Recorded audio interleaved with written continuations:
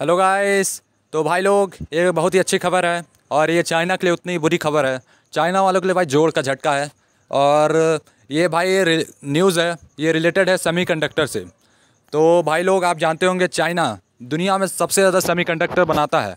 तो और ये जो अमेरिका है, अब उसने एक बिल ला दिया है जिससे चाइना के साथ सारे भी जो रिलेशंस हैं सेमीकंडक्टर को लेके वो तोड़ दिए जाएंगे। तो मैं इसके बारे में बताने जा रहा हूँ।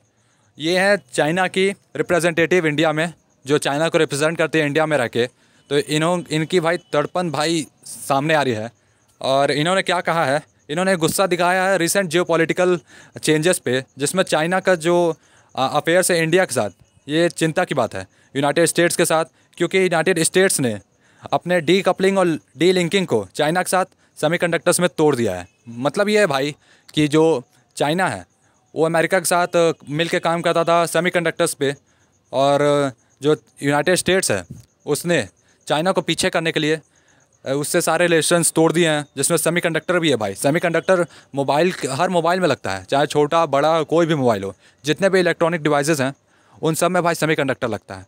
तो उसको लेकर भाई यूनाइटेड स्टेट्स का बहुत बड़ा फैसला है, और जिसमें उसने रिलेशन ही अपना, मतलब आप समझ सकते हो, जो दरवाज़ा बनाया गया था, जो लिंक था इंडिया यूएस और चाइना के बीच में, और जो दोनों साथ में काम करते थे वो दोनों ही टूट गया है।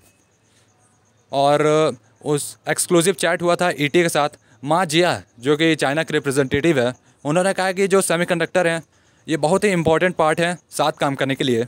और हम लोग जो बहुत ही चिंता कर रहे हैं कि यूएस जो कर रहा है इस तरह का डी कपलिंग और डी लिंकिंग, यानी तोड़ रहा है और अब आपस में काम नहीं कर रहा है, तो उससे जो अदर पार्ट्स है वर्ल्ड के वो इफ़ेक्ट होंगे, जिसमें चाइना भी होगा।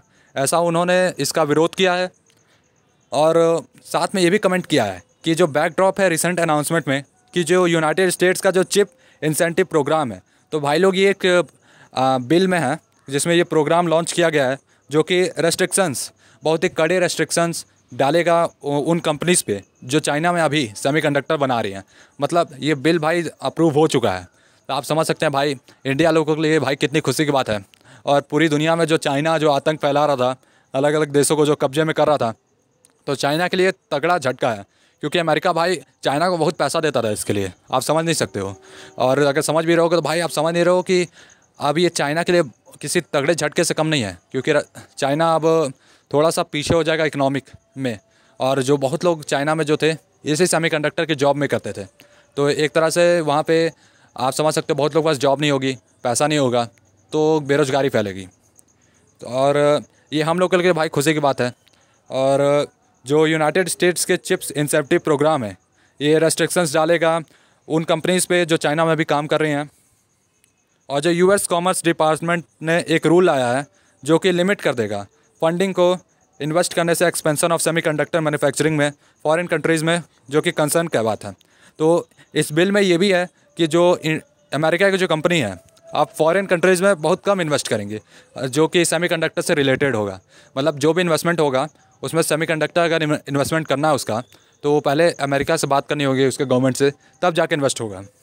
तो जो स्टैचू है अमेरिका ने पीआरसी यानी People's Republic of China, Russia, Iran और नॉर्थ कोरिया में लगभग पाबंद लगा दिया इसके ऊपर।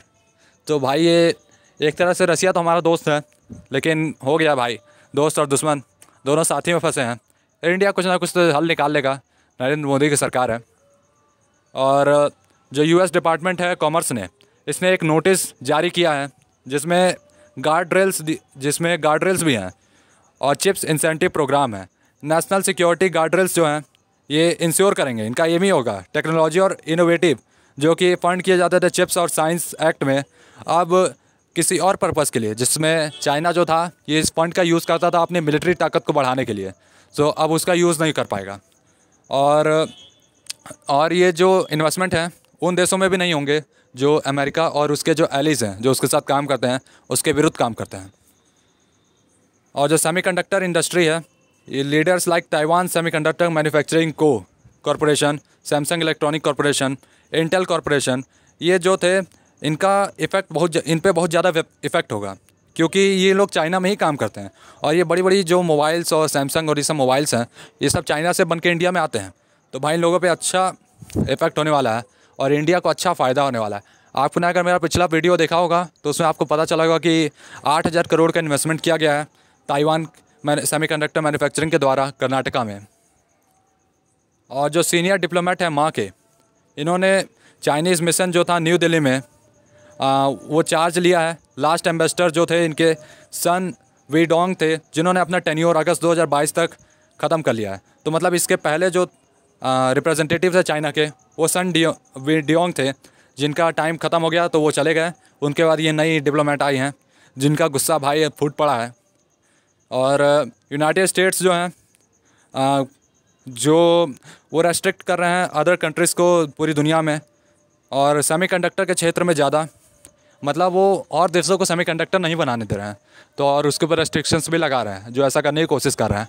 तो आप देखे होंगे रशिया और यूक्रेन का जो युद्ध चल रहा है, उसमें वेस्टर्न कंट्रीज़ जिसमें अमेरिका भाई इंपॉर्टेंट है, उसने अच्छे खासे रेस्ट्रिक्शंस लगा दिए हैं। और मेरे एक वीडियो में आपने देखा होगा जिसमें S-400 की डील थी, तो उसके लिए जो पैसा इंडिया देना चाह रहा है रशिया को, वो नहीं दे पा रहा है क्योंकि सेक्शंस लग चुके हैं, और ये रशिया के लिए चिंता की बात है। ऑल्दो अभी हम लोग किसी और मैटर पे डिस्कस कर रहे हैं। और जो डिप्लोमेट है उन्होंने कहा है कि आप पैरेलल सिस्टम नहीं बना सकते। सर देख रहे हैं गाइस, पैरेलल सिस्टम।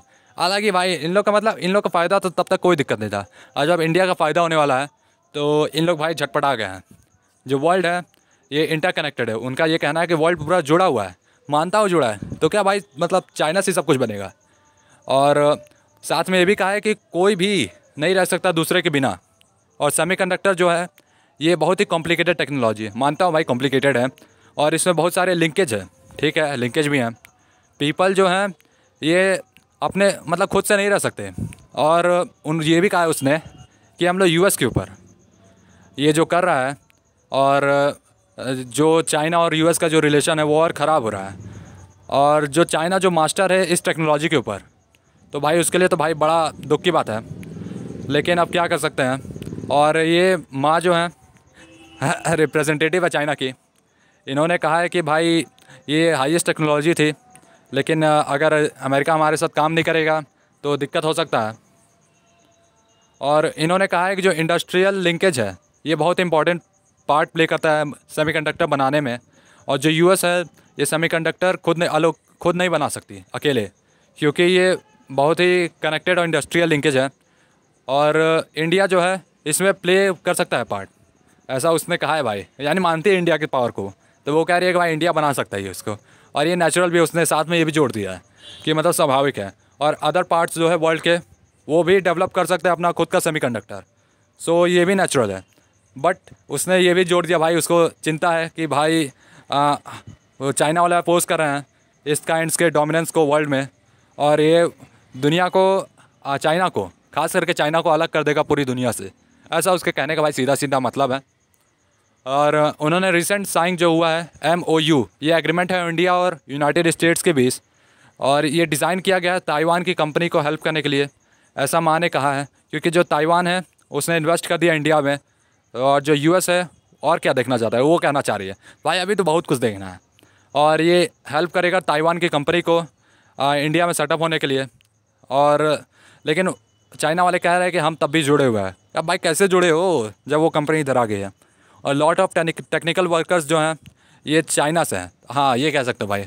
अभी में फ़िलहाल में तो भाई टेक्निकल वर्कर्स जो होंगे चाइना से ही होंगे, तो आप सब कुछ नहीं काट सकते, ऐसा उसका कहने का मतलब है हमारी कंट्री से।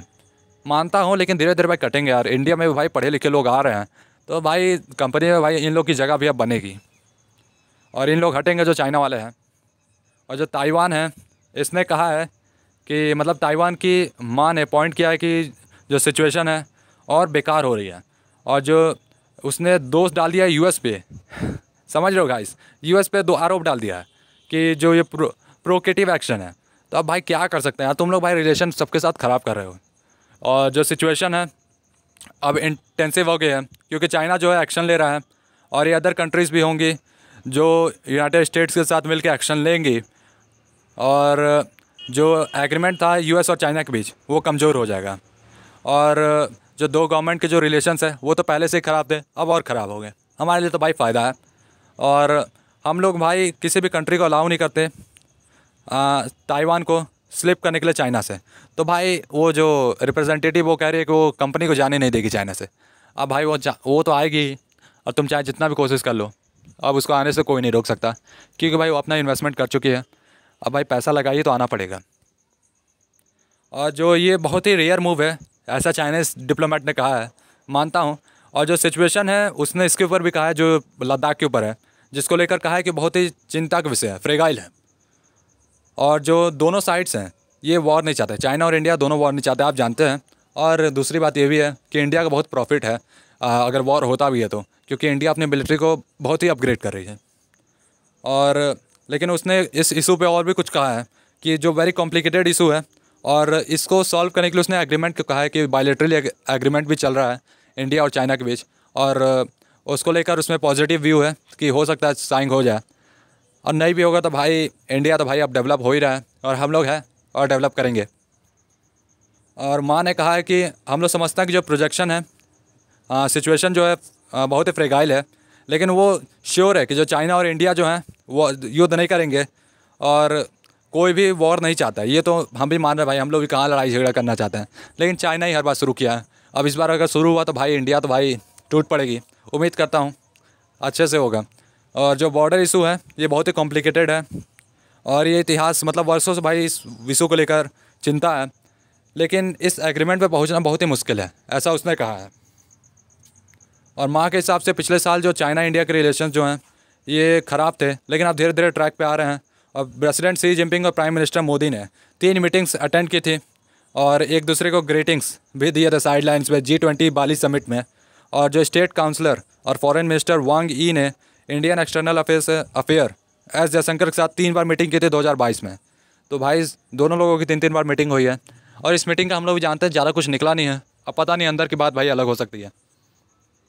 और इस साल के शुरुआत में, इस महीने के शुरुआत में नए चाइनीज़ फॉरेन मिनिस्टर किन गैंग ने अपने इंडिया के विज़िट के दौरान G20 फॉरेन मिनिस्टर्स के साथ अटेंड करेंगे, जो कि बायलैटरल टॉक होगा एस जयशंकर के साथ। तो गाइस लोग इतने ही न्यूज़ है, तब तक के लिए goodbye, tata bye bye.